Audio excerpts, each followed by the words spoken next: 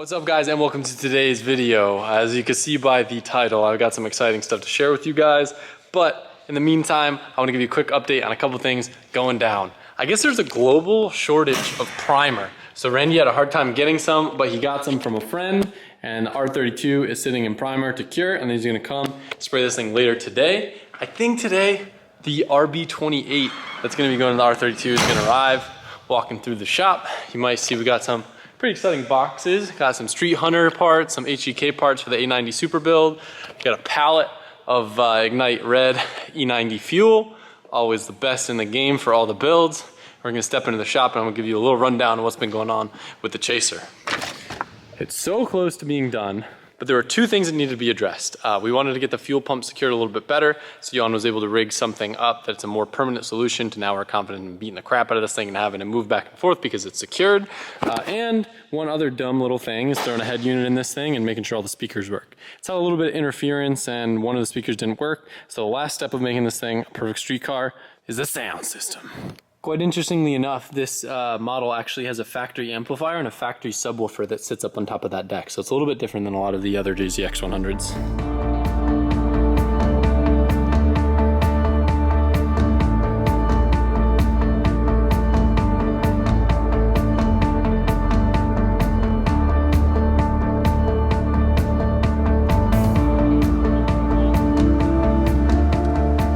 I wanted to start this clip by about the heat, but the sun went behind in the clouds and it's actually really nice right now. We've just been sitting here just thinking of how great life is and how nice the compound is, because you know, come summertime it's gonna be hot, it's gonna be humid, we're gonna be complaining a lot. This is great. This is something else out here. Story of our lives with this thing. Come on, come on, come on.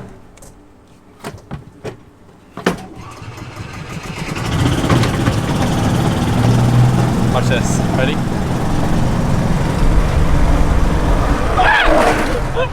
That was way too close. Yo, dude, look at the steering on this. That's part of the problem. That's how much play there is. All right, here's the story, guys. I sold my R6 Avant. If you guys remember, I had a pretty sweet Nagaro blue Audi. The person who bought it, his name was Drew, stayed in contact, really cool guy, has some really cool cars. He hit me up a few weeks ago and he's like, hey, I've got a pretty cool collection of BMWs. Would it be cool if I stored them at the compound for a bit? And I wanted to make a video showing you all these cars. Unfortunately, with all the YouTube people here, they're getting them in the background and they're getting shared all over social media because it's a really special collection of cars. And I'm gonna show you guys right now.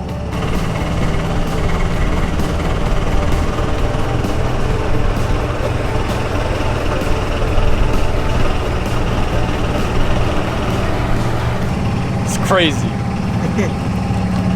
God, the turning radius on this thing sucks. This is Drew. Drew. Hey everyone. These are Drew's cars, and is it safe to say that this might be the most expensive or the craziest E92 collection in the world? I've been saying it, so I hope it's true. I also think it's the rarest.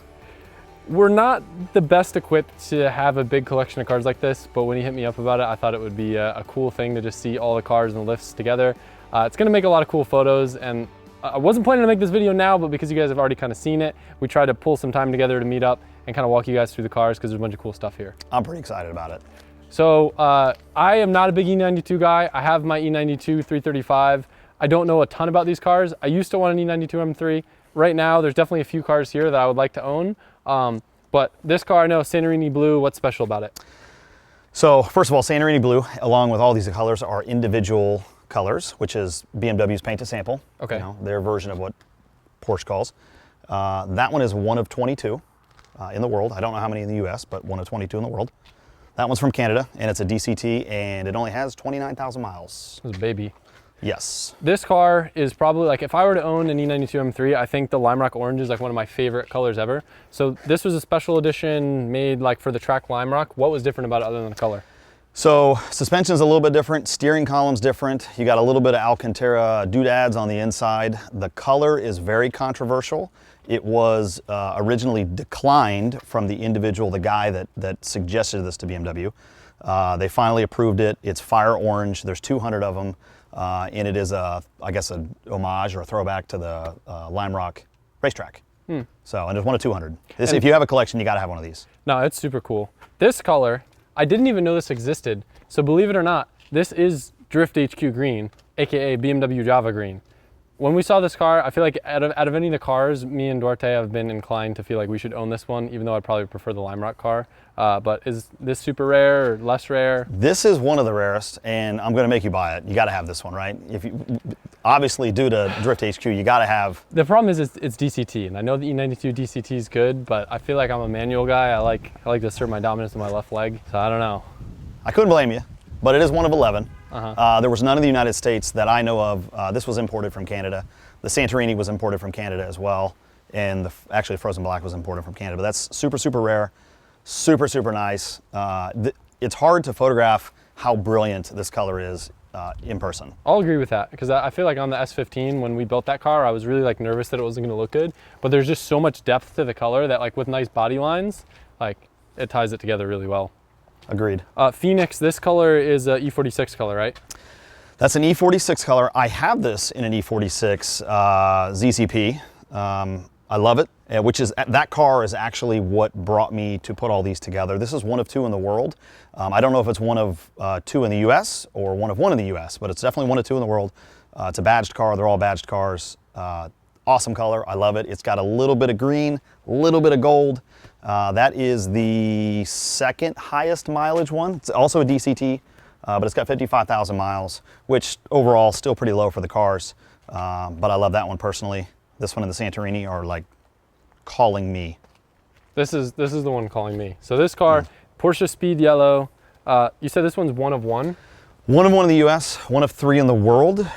We know that the most recent registration for the other 2 is Japan and Puerto Rico. That is a bad girl right there. 6,900 miles, manual transmission, stripper model, so it's a single hump, full PPF. That has to do with like the nav? It just means there's no nav? No iDrive. Okay, got it. They all have dual humps when you get the nav, and some people just really, really, really want that single hump.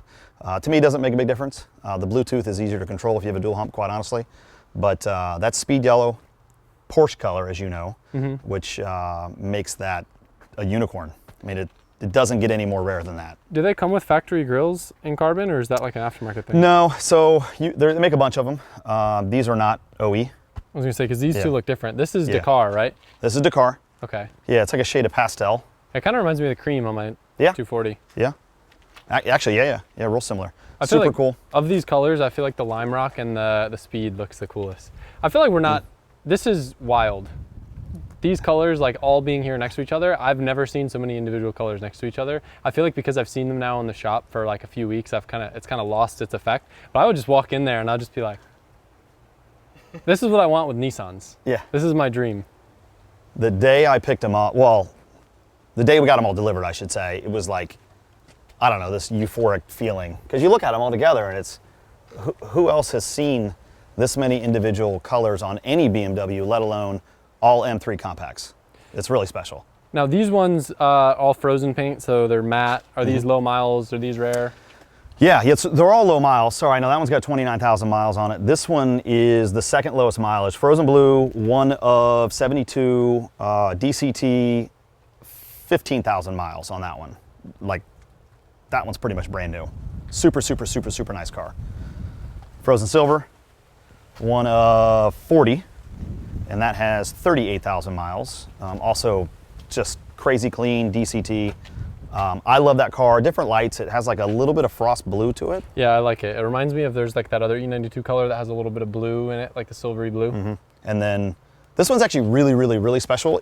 It's a frozen black, which color-wise not my favorite, but they made 40 frozen blacks and they did 20 of them with red stitching and 20 of them with black stitching. So this is one with the red stitching, which is pretty cool. It's just that extra flair, you know, that little touch on the cars. DCT, 21,000 miles. Yeah, just an awesome, awesome car. Oh, and it has an Akrapovic exhaust. So unfortunately, I know people were making some assumptions that they were my cars or Duarte's cars and we had some big secret thing going, but unfortunately not. Maybe we'll own one day. Do you still have the R6? I do. Yeah? I do have the R6. I'm thinking about selling it, actually. I wish it was here so I could drive it again. Remember those launches? Remember doing donuts, Mike, in the parking lot? I remember it. What did you think after you bought that car? Did anyone like send you videos of us beating on it and like, oh, you didn't know what you got yourself into? Well, I mean, full transparency, I watched a lot of the videos, Okay. so I knew what I was getting. But once again, that's a 1 of 25 car, Yeah. you know, and it's a throwback to the original RS2 from 94, 95. Like, I heard they went way up in value too, so I kind of screwed up selling it when I did. well, I mean, you can buy back. Maybe I should drop it off next week. You're gonna tax me on it. Other than that, so like kind of the reason why all these are out here right now and the reason the timing works, the boys have been cleaning out the building. This building sat for like probably 10 years and it just has dust because it's been sitting for so long. But it's kind of cool seeing all these cars outside, and then you can see Duarte's cars are all outside down there, and it's cleaning up nice. And then you have 2 other cars here that are kind of special too. Oh, I don't know anything yeah. about that stuff. I know E92s, but I don't know those. Those old girls? Yeah. Yeah, the Valencia Orange 1M I just purchased, and I'm dailying that because why not? Why not? Yeah, That's an N54? that is an N54, full acro titanium exhaust, catless. That's got the BBS wheels, which are the titanium finish wheels. I forget what model BBS rims those are, but those are like 10 grand. Like FIRs maybe? They are FIRs, yep. Yep. They are. Big And BBS guy. got some carbon stuff, you know, splitter, air diffuser, PPF on the front. It's got a tune from, oh my gosh, the guys over in London, the one that owns, RK Tunes London division. yeah, I can't remember who it is, yeah. But that thing's super cool. And then I want the to see M5CS. these buckets you were talking about. Yeah, you have a seat, man. It has rear buckets. You seen that? Take a look at it. It's kind of cool. So I always thought M5s were for people who wanted to buy an M5 and then lose $100,000 right off the showroom floor, but apparently these things people actually like. Why do they like them? So this is suspected to be the last internal combustion engine car that BMW is going to make in the CS model. So the M division, through everything they have at this car, from suspension to lightweight features, you know, carbon roof, carbon hood, carbon diffusers, all the technology in the headlights. This is 1 of 2 cars that has yellow laser headlights, which are just rad when you turn it on. They've got the gold finish wheels, 600 something horsepower. It does a quarter mile in a 10-second range. It is a hypercar with no noise. If you had to choose Turbo S or this? Ooh, I was thinking of that earlier. I Yeah? think we might need to see. We might I need know. to flip-flop for maybe a little bit. It's cool. I'm definitely not a big M5 guy, but the fact that I've heard a lot of good things about these cars makes me consider maybe driving one. The CS, so there's the Comp, and then there's Yes. the CS. The CS is like the top dog. Top dog. Not only is it roughly 300 pounds lighter, it's got a little extra horsepower, just more tech, more features, different styling. This one's frozen green. This is actually my second frozen green. I have a third frozen green supposedly on the way, by the way. So I'm probably the only weirdo that's going to have 3 of these things inside of a month. Oops. Yeah, it's really cool. I'm enjoying it. I'm driving this one as well. I'm a little spoiled. I'm full transparency. I have a lot of cool cars to flip-flop between. I know the other day he shows up in a GT3 Touring. Everyone's like, did Adam get another car? Because like every time you show up, it's in a different car, and everyone's confused.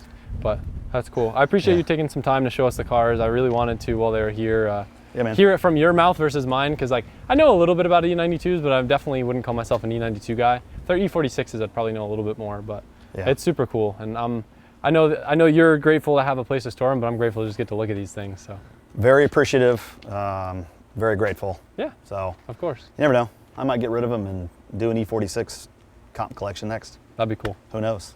So Still haven't driven the Chaser yet after we turned the boost up on the dyno. I think it's pretty much at the point where me and Jan can go take it for a rip. I'm excited. Making another 100 horsepower, about another 100 foot-pounds of torque. It should be spicy, but what I'm most excited about is revving almost another 1,000 RPM, which means it'll be easier to stay in boost for the next gear since my gearing's kind of long. Stock R154, and I have the manual rear end, so instead of like a 3.9, it's a 3.7. For drifting, I prefer the 3.9, but for street cars, having the 3.7 sick, just because it's a little bit lower RPM when you're cruising like 5th gear on the highway. If you guys are wondering the story behind Drew and why he has so many cool cars, he has a crazy collection, but he also does buy and sell a lot of cars, so he's able to kind of swing owning ridiculous stuff like that, whereas myself, if I own stuff like that, I'm gonna end up keeping it, so it doesn't really work.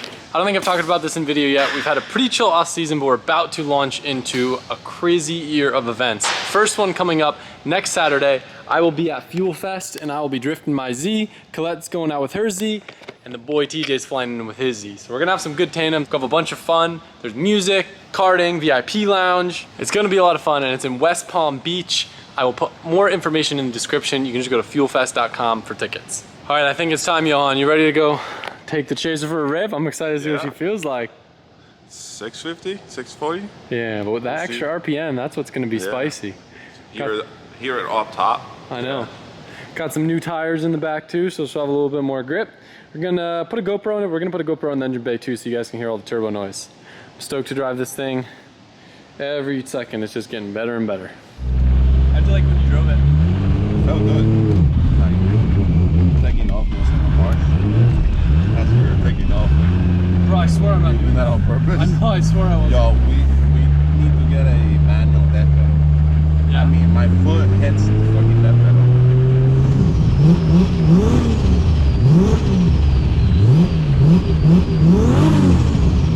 Sounds way better now. Sounds good. Yeah.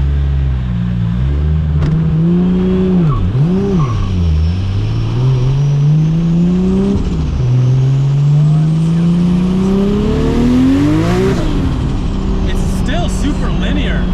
That's sick. Slow. Like it doesn't just fry the wheels off. Did you say slow? No, like slow. Backing up.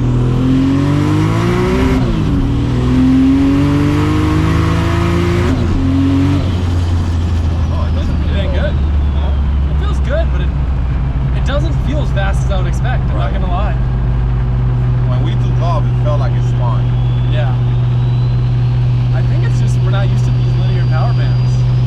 It could also have a boost. Well, maybe it's time to put a bigger weight skate spring in it. Turn the boost up.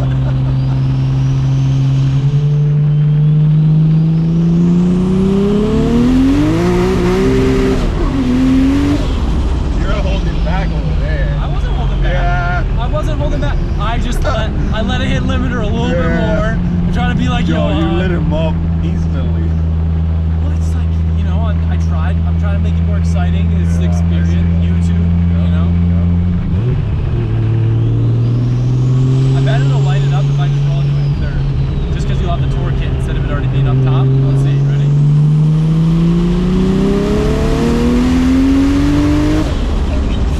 It's like impressively linear. We like found the perfect amount of torque for these tires. It does sound way better. I think the problem was the gate issue. And like revving it higher too, like new car. Alright. Let's set the stage. We got a Tesla. Lines up with us next to the light.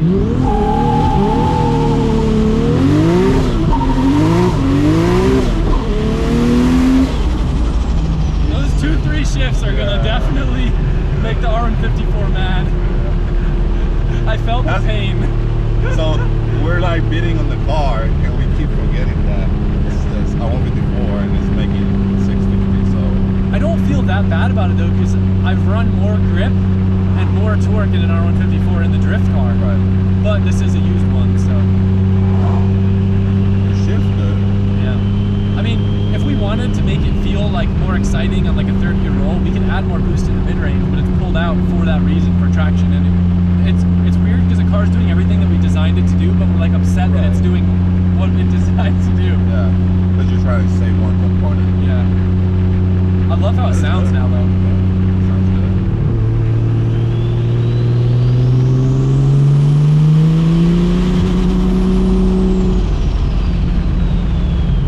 It went for me like one of my least favorite cars to drive because of the transmission. My favorite. It's crazy like a transmission and clutch setup. Oh, for sure, 100%.